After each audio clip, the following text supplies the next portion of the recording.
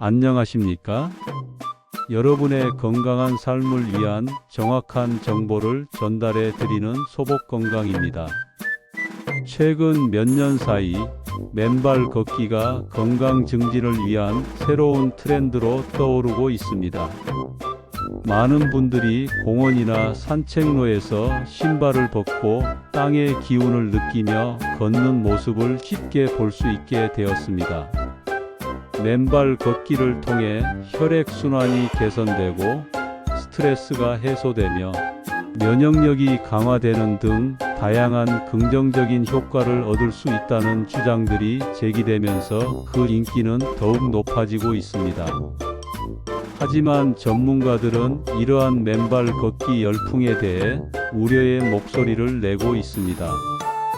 맨발 걷기가 모든 사람에게 이로운 것은 아니며 자신의 건강 상태나 주변 환경을 제대로 고려하지 않고 무분별하게 시도할 경우 오히려 심각한 건강 문제를 야기할 수 있다는 것입니다.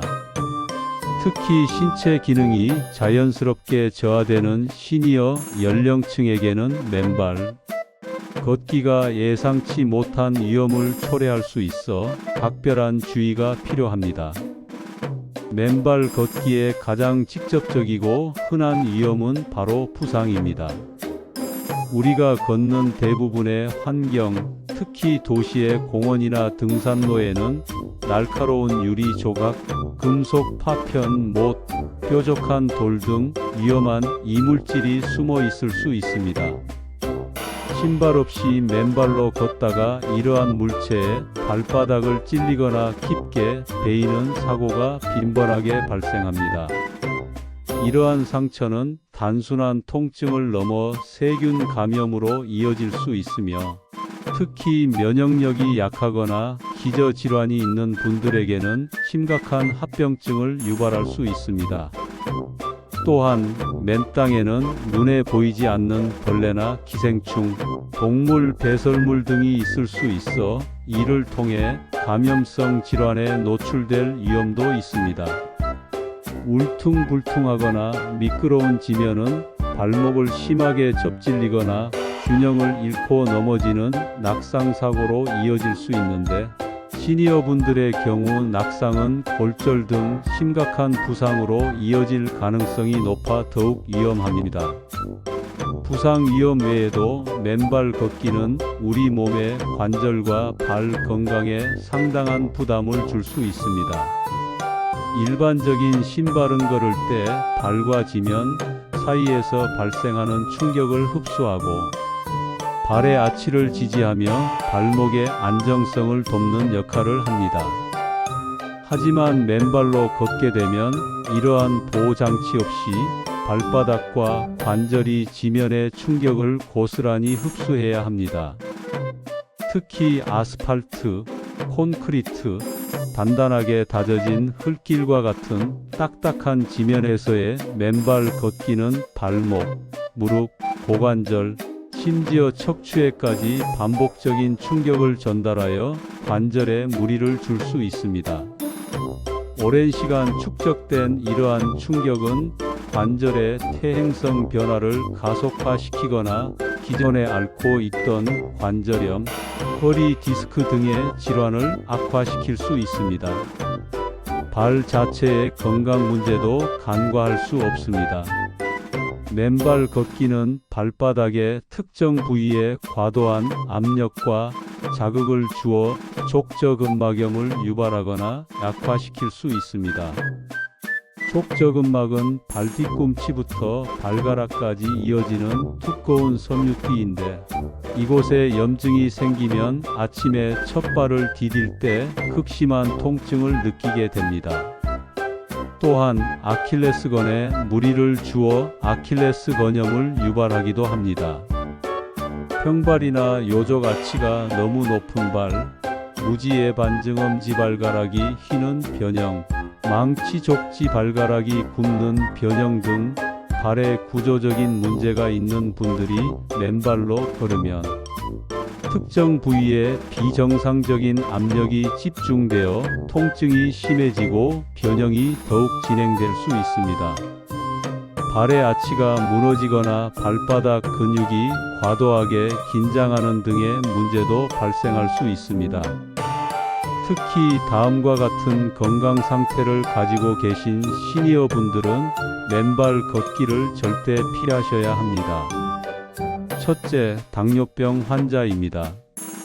당뇨병으로 인해 말초 신경병증이 동반된 경우 발의 감각이 둔해져 상처가 나도 쉽게 인지하지 못합니다.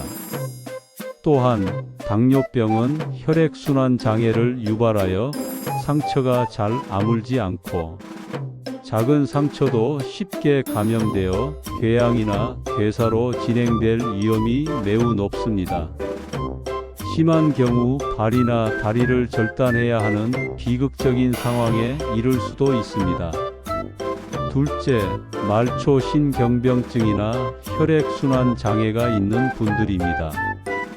당뇨병 환자와 마찬가지로 발의 감각 저하나 상처 회복 지연으로 인해 부상 및 감염 위험이 매우 높습니다.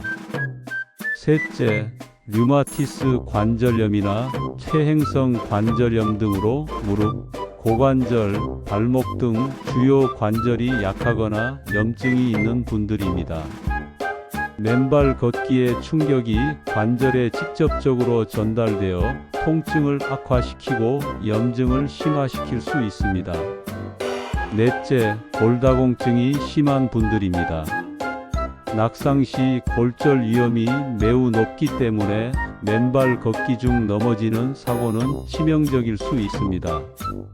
다섯째, 발이나 발목에 심각한 변형이 있거나 족저근막염, 아킬레스건염 등 기존 발 질환으로 치료 중인 분들입니다. 맨발 걷기는 이러한 질환의 증상을 악화시키고 회복을 더디게 만들 수 있습니다. 마지막으로 면역력이 저하된 분들은 외부 환경에 노출된 발을 통해 세균이나 바이러스에 감염될 위험이 높으므로 주의해야 합니다. 그렇다면 맨발 걷기의 긍정적인 효과를 기대하면서도 안전하게 시도할 수 있는 방법은 없을까요? 만약 맨발 걷기를 꼭 하고 싶으시다면, 그리고 위에 언급된 위험 요인에 해당되지 않는다고 판단되더라도 반드시 몇 가지 안전 수칙을 철저히 지켜야 합니다. 가장 중요한 것은 맨발 걷기를 시작하기 전에 반드시 의사, 특히 정형외과나 재활의학과 전문의와 상담하여 자신의 건강 상태에 맨발 걷기가 적합한지, 어떤 주의사항이 필요한지 정확한 진단과 조언을 구하는 것입니다. 맨발 걷기 장소 선택이 매우 중요합니다. 유리 조각, 날카로운 돌, 오염 물질 등이 없는 안전하고 깨끗한 장소를 선택해야 합니다. 잘 관리된 황토길이나 해변의 모래사장 등이 비교적 안전하다고 알려져 있지만, 이곳 역시 예상치 못한 위험물이 있을 수 있으므로 항상 주의 깊게 살피며 걸어야 합니다. 아스팔트나 콘크리트와 같은 딱딱한 지면에서의 맨발 걷기는 관절에 심한 충격을 주므로 피하는 것이 좋습니다. 처음부터 무리하게 오래 걷지 마십시오. 맨발 걷기에 익숙하지 않은 발은 쉽게 피로해지고 부상 위험이 높아집니다. 처음에는 5분에서 10분 정도로 짧게 시작하여 발이 적응하는 것을 느끼면서 서서히 시간을 늘려가는 것이 안전합니다. 걷기 전에는 맨발 걷기 장소에 위험물이 없는지 꼼꼼히 확인하고 걷는 동안에도 발밑을 잘 살피며 걸어야 합니다. 걷고 난 후에는 발바닥에 상처나 이물질이 없는지 세심하게 확인하고 발을 깨끗하게 씻고 완전히 말려 감염을 예방해야 합니다. 만약 걷는 도중 발이나 관절의 통증, 불편함, 저림 등의 이상 증상이 느껴진다면 즉시 맨발 걷기를 중단하고 휴식을 취해야 합니다. 통증을 참고 무리하게 걷는 것은 상태를 악화시키는 지름길입니다.